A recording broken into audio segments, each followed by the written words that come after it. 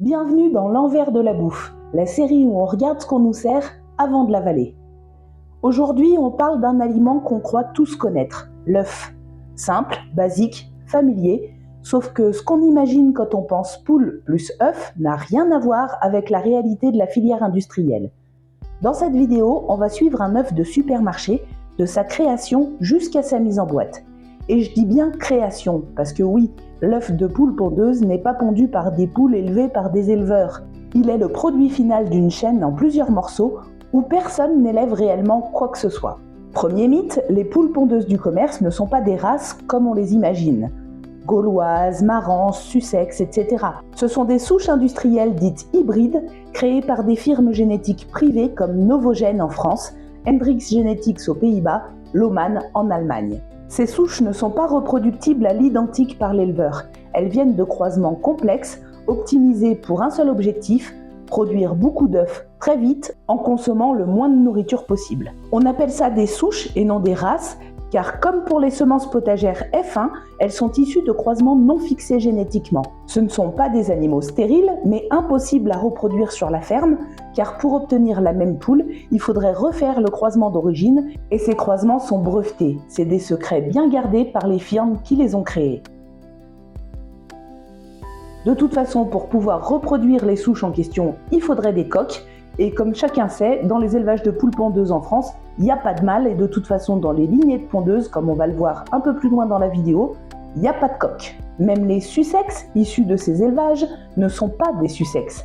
Elles ressemblent vaguement à des Sussex, en tout cas elles ont la bonne couleur, c'est déjà un bon début. Elles portent un nom rustique pour rassurer l'acheteur, mais ce sont des lignées commerciales brevetées. Même chose pour les poules couleur coucou, qui sont vendues sous l'appellation coucou de Rennes, la cendrée, la harco et bien évidemment l'indémodable poule rousse qui porte une multitude de noms différents selon la souche dont elle est issue. Tout ça, c'est des souches industrielles produites dans une filière en 3 étapes, comme vous allez le découvrir dans cette vidéo. Les poules pondeuses ne naissent pas chez un éleveur, elles naissent dans des couvoirs industriels. Ce sont des usines à incubation, des milliers d'œufs fécondés placés en incubateur automatisé pendant 21 jours. Une fois éclos, les poussins sont triés, les femelles partent dans des élevages de poulettes, les mâles sont éliminés. Pourquoi ? Parce que les mâles ne pondent pas et ils sont pas non plus rentables en viande, ils ont une croissance trop lente et un format trop léger pour faire des poulets. Jusqu'au 1er janvier 2023, la France autorisait le broyage ou le gazage de millions de poussins mâles chaque année. Depuis 2023, le broyage est censé être interdit, mais des exceptions réglementaires persistent et la transition n'est pas considérée comme totalement achevée. Dans tous les cas, ça ne veut pas dire que les poussins mâles sont élevés, ils peuvent désormais être tués avant éclosion grâce au sexage innovo ou éliminés par gazage sélectif. C'est à ce moment-là, au couvoir, que les poussins femelles reçoivent leurs vaccins, qui à ce jour ne sont pas des vaccins à ARN messager, mais des vaccins vivants atténués. En général contre la salmonellose aviaire, la maladie de Newcastle et la maladie de Marek. Ces vaccins sont administrés innovo ou juste après l'éclosion, au stade poussin de 1 jour. Après le couvoir, les poussins femelles arrivent chez un éleveur, mais cet éleveur ne les garde pas pour pondre. Son rôle est d'élever des poulettes jusqu'à environ 16-18 semaines, âge où elles deviennent prêtes à pondre. Ici, on ne produit pas d'œufs, on produit des poules fonctionnelles calibrées pour la production. Pendant ces 18 semaines, elles sont élevées sans mère, sous lampe chauffante pendant les premières semaines. L'environnement est contrôlé, température, alimentation, espace. La durée du jour est artificiellement rallongée, parce que plus les journées sont longues, plus la poule mange, plus elle grandit vite. Et le but, c'est d'obtenir des poules prêtes à pondre le plus vite possible. À 18 semaines, les poulettes sont chargées en camion direction un autre élevage, celui où elles pondront leurs œufs. Et c'est souvent là que s'arrêtent les illusions du grand public, parce qu'on croit encore que le producteur d'œufs a élevé ses poules. En réalité, il les reçoit déjà adultes, déjà sélectionnées, déjà formatées pour pondre. Dans un élevage standard, une poule pond environ 300 œufs par an, mais sa carrière est courte, très courte. À 15-18 mois, elle est réformée. En effet, c'est pendant leur première saison de vie que la ponte est optimale. La première mue, qui survient vers l'âge de 15-18 mois justement, provoque une rupture de ponte naturelle et signe la fin de la première saison de ponte. C'est à ce moment-là que les poules pondeuses sont réformées, car la ponte chute à partir de la 2e saison. Une poule de réforme aura produit entre 280 et 330 œufs avant d'être remplacée. C'est la logique industrielle, flux tendu, rendement maximal. Alors on se rassure avec les labels plein air, bio, label rouge. Ils améliorent le mode de vie de la poule, mais ils ne changent rien à la structure industrielle de la filière.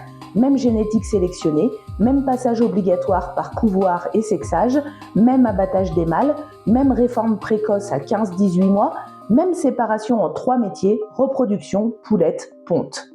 Les œufs bio ne viennent pas de petites fermes paysannes, ils viennent d'élevages certifiés, mais intégrés à la filière agro-industrielle, avec des bâtiments de 3 à 6 000 poules, parfois plus, avec un accès extérieur. À titre d'information, quand vous voyez la mention « poule élevée au sol », ça ne veut pas dire en plein air, ça veut dire au sol, dans un bâtiment. Le premier chiffre inscrit sur la coquille des œufs qu'on achète en magasin indique le mode d'élevage des poules pondeuses. 0, ça veut dire agriculture biologique, poule nourrie avec un aliment bio et un accès à l'extérieur. 1, ça veut dire poule élevée en plein air, avec un accès à l'extérieur donc. 2, ça veut dire poule élevée au sol, c'est ce que je vous disais à l'instant, dans un bâtiment mais sans accès extérieur. Et enfin 3, c'est les poules élevées en cage aménagée, donc les élevages en batterie. Et là, je voudrais quand même préciser qu'il y a eu pas mal de progrès ces dernières années là-dessus, puisque les élevages en batterie qui représentaient à un moment donné presque la majorité des élevages de poules pondeuses en France, et ben à l'heure actuelle, ça représente plus que, de mémoire, c'est 30%. J'espère pas dire de bêtises.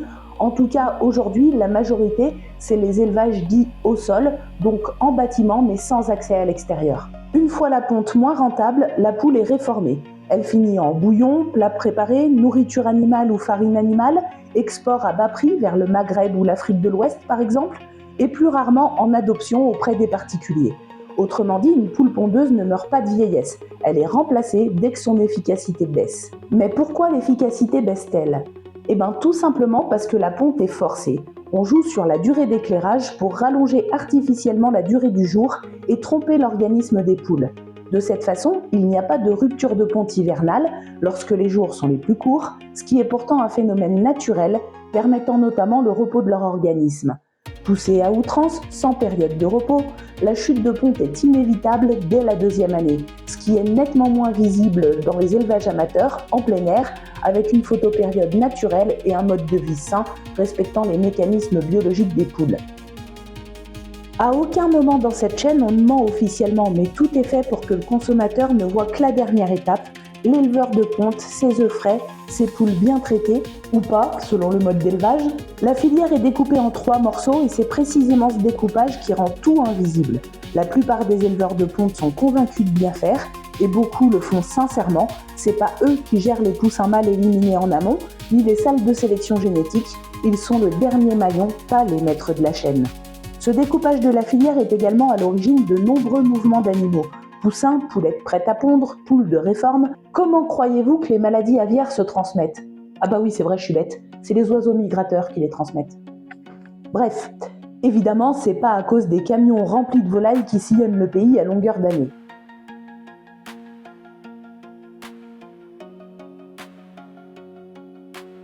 Alors, est-ce qu'on peut produire des œufs sans passer par cette filière industrielle ? Oui, mais c'est des modèles marginaux aujourd'hui. Élevage en circuit fermé, où l'éleveur garde ses propres reproducteurs, il fait naître ses poussins, il ne dépend pas des couvoirs. Ça existe, mais c'est très très rare. Ça demande du terrain, du temps, du matériel, des connaissances, et ça sort complètement de la logique industrielle. Les souches rustiques, non hybrides, des races anciennes comme la Marance, la Gauloise dorée, la Gournay, elles pondent moins, vivent plus longtemps, mais ne correspondent pas aux exigences économiques des élevages pro. Et sinon, les micro-élevages familiaux ou les circuits fermiers, des petits élevages qui vendent localement, parfois en vente directe. Là, on retrouve l'image que les consommateurs ont en tête, mais ce marché reste minuscule face aux 15 milliards d'œufs produits chaque année en France. Donc oui, il existe des alternatives, mais elles ne représentent pas une solution de masse aujourd'hui. Et si un jour on voulait sortir du modèle industriel, il faudrait commencer par une question très simple. Qui contrôle la reproduction des animaux qu'on mange ? Les éleveurs ou les firmes qui fabriquent la génétique ?